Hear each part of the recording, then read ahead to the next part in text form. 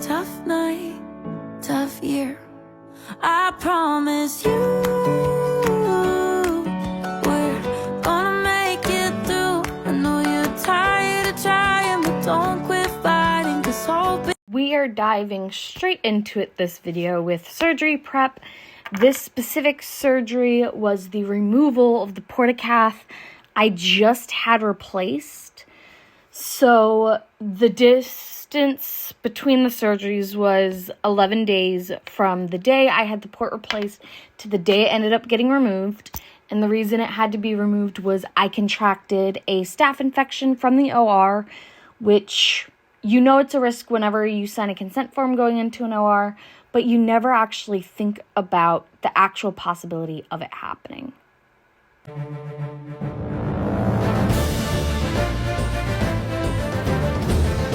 And if you're still The only way to fail is not to fight. lucky ones, So you fight until you can't fight anymore. most of us are heaving through corrupted lungs.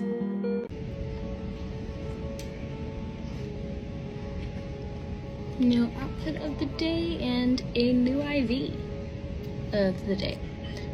Currently getting a few laps in. It's like 2 in the afternoon. So I'm getting some laps in with this guy and then probably take a nap or continue reading. I was reading, I actually finished a really good ebook that I'm definitely making a TikTok about later. But yeah, outfit of the day. Since I can't feel that it's actually 80 degrees outside, I've decided that it just feels colder than it actually is. So, it's a sweats day. Super comfy and super soft. But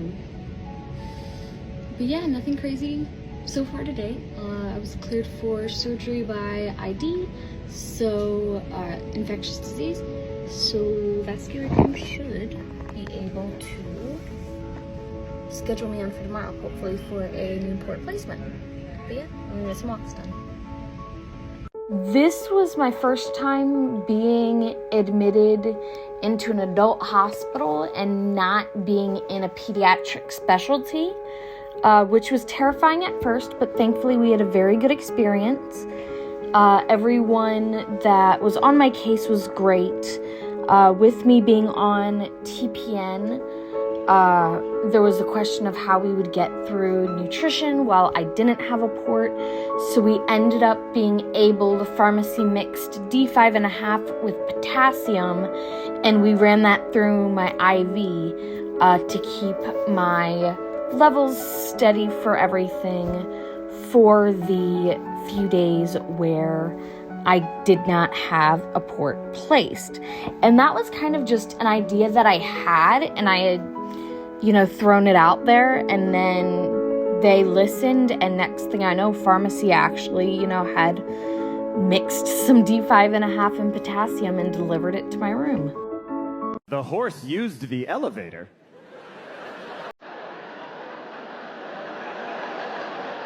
I didn't know he knew how to do.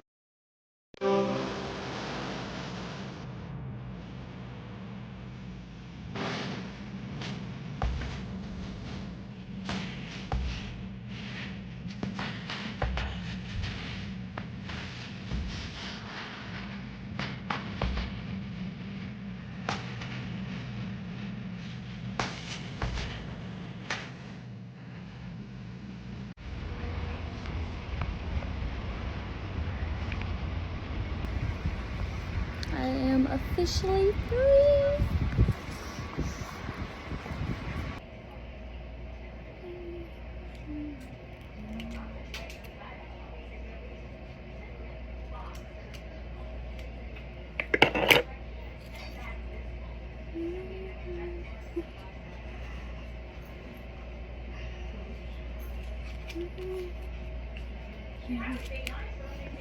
Hello, it's Monday, August 16th, and I was able to get discharged and come home yesterday, which means today I have been wrangling the aftermath of being inpatient because I still have to make appointments and follow-ups and deal with antibiotics.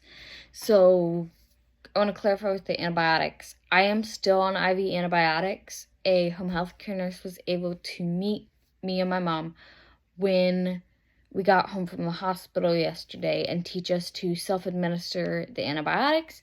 I actually have my afternoon antibiotics running right now. They should be done, I think, in like the next 10-15 minutes. It's kind of cool little device. I'll probably show like a picture or something. But I am on antibiotics 3 times a day, every 8 hours, so pretty much round-the-clock antibiotics for the next 6 weeks. And the reason for that is because the infection has reached the mitral valve in my heart. We knew that when we were inpatient.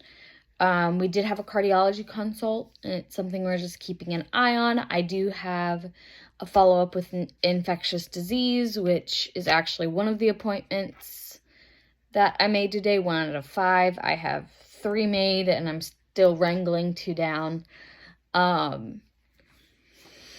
But I do have an appointment with them. Just keep an eye out. I'm making a cardiologist appointment to keep an eye on the infection that is in the mitral valve and to make sure that, that's not growing, it's not causing any more issues, and kind of to assess to an extent what damage it has done, because we know the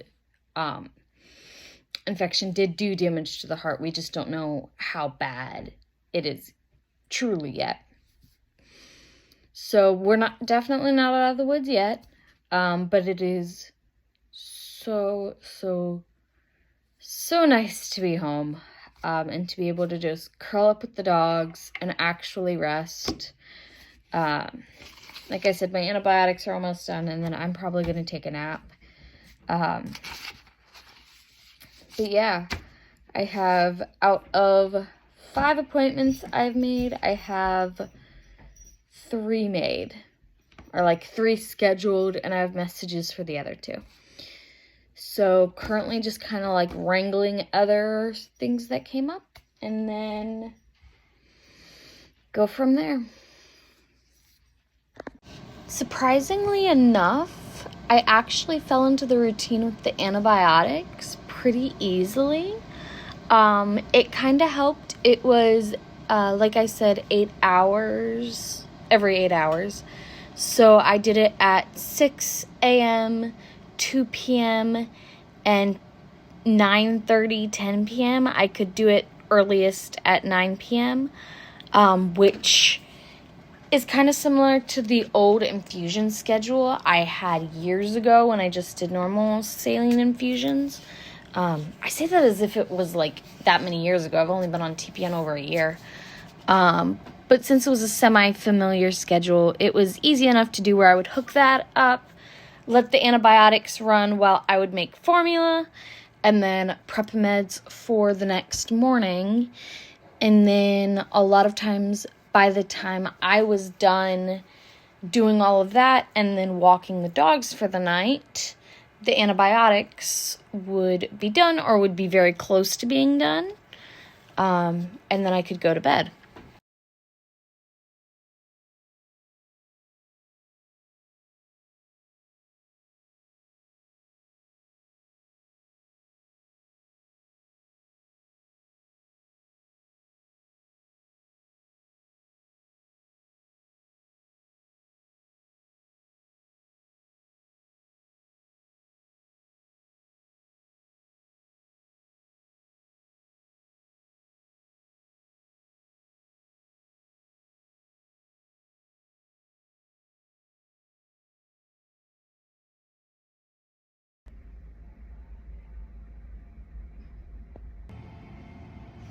Okay, so pardon any movement. I'm playing fetch with Nikolai because we just got home.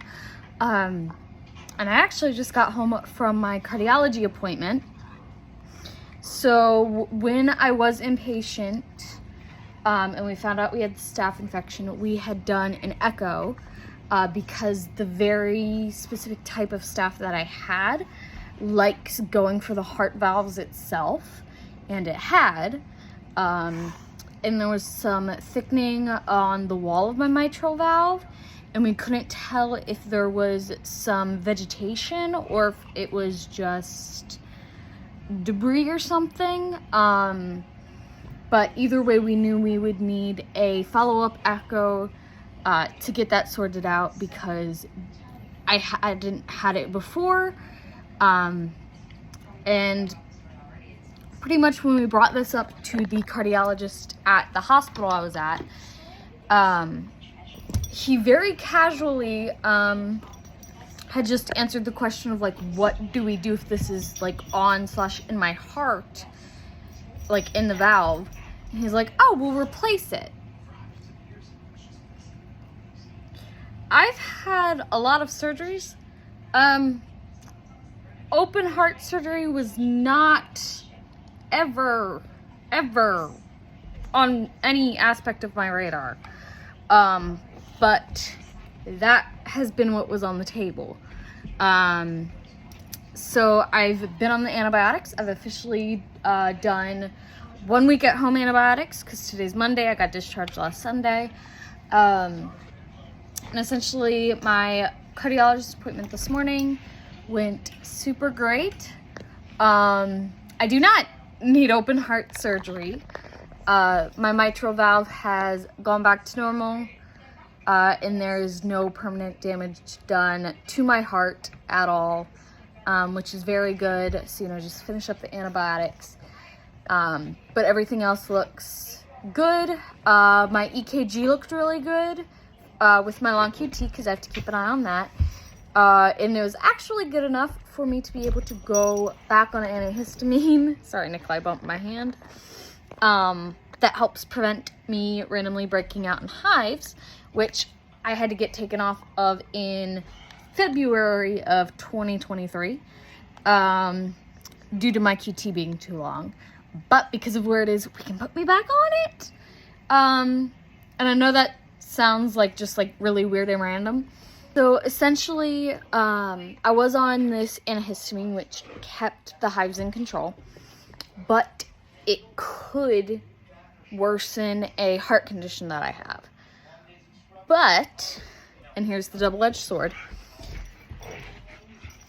if the hives were untreated, they would just get worse. So I would have to take Benadryl.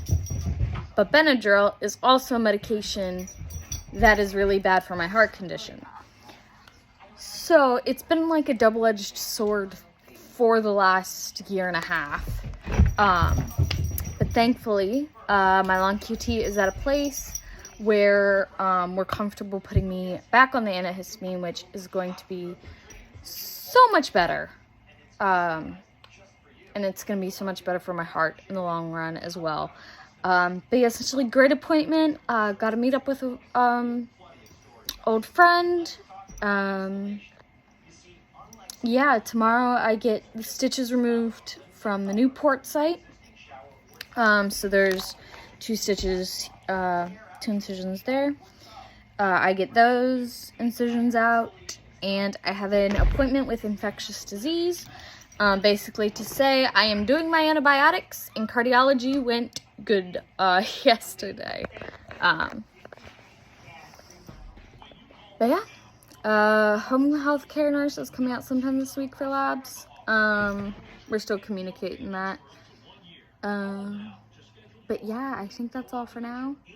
Yeah, thanks for watching. I will keep you guys posted when I can. The time I release this video is probably going to be a few days, simply because it's a lot to process, and there is a lot to do. Doing normal things. I got fetch with Nikolai. And yeah, after this, I'm probably gonna make a cup of decaf coffee.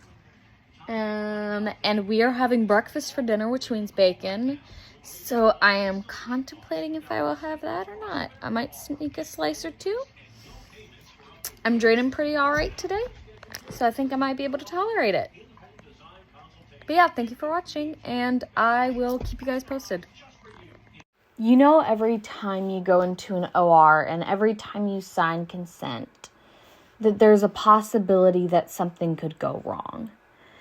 And I have been in ORs for as long as I've been alive, and I've always been a frequent flyer in them, as I joke.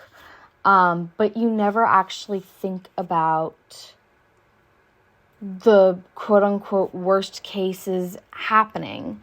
Granted, I know the staph infection is not the quote-unquote worst case that could happen, but you never think about the things that could happen when you do sign the consent form. And that was just kind of something that took me a few weeks to process. And I did, and, had to physically heal as well and fall into a new temporary routine of antibiotics and just kind of settling back into everyday life. But I wish I could say that that's where this story ends, because it's not. I have my bag, which has some extra clothes in case I need them, some line supplies because they're not allowed to stop TPN, but I am. I also have supplies to access and de-access, because I have very sensitive skin, so I have to use a specific dressing. So I got all that in my bag. I have all my meds packed in a cooler downstairs, and I left out some sweats for when I get home. Yay. When I woke up that morning to do my first round of antibiotics, I woke up to a soaked gauze under my dressing. I did a dressing change and discovered there was a quite literal hole in the incision where the pocket for the port was. Got an emergency appointment with vascular, and it was very much, they barely had to lay eyes on it to confirm it was infected. The pocket where the port itself was in got infected, so it had to go. I just don't have the energy for this. I am unsubscribing from this drama. I got to see some friends I had just made again, and because it visibly was infected, we did not have to wait for the cultures to come back to pull the line. So we pulled the line the next day. This is later that night. We had to do the same routine we had just done of so many days clean before, surgery, and then, the D5.5 through the IV to keep things stable, except there was just one conundrum. We had to leave the pocket open to heal, and I still had fresh scars on the other side of my chest.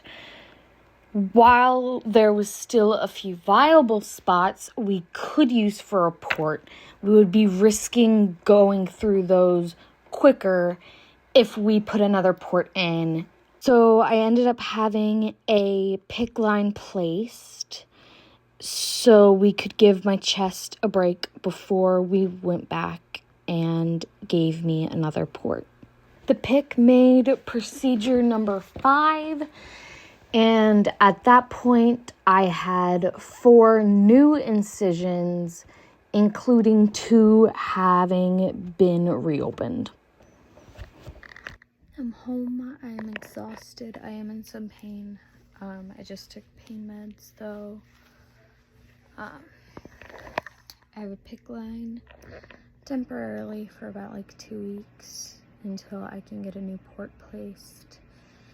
Hopefully it's 2 weeks. It could be 1 week. It depends how healing goes on my chest. That's going to be up to vascular. This is the pocket, which is still open. This is just the dressing over it. And then these are some... Ow. I can't really move because this arm hurts from that surgery, and then this arm hurts from the PICC being placed. But we're waiting for these to recover a bit more, so I have a little bit more variety of spots that they can put a port. So I'm gonna go take a nap and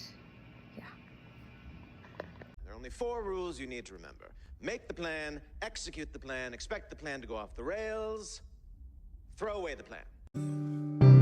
I'm bent on love, bent on us. You know all the parts of me that no one else does. I'll give you my heart, give you my trust. Oh, you make me feel a way that no one else does.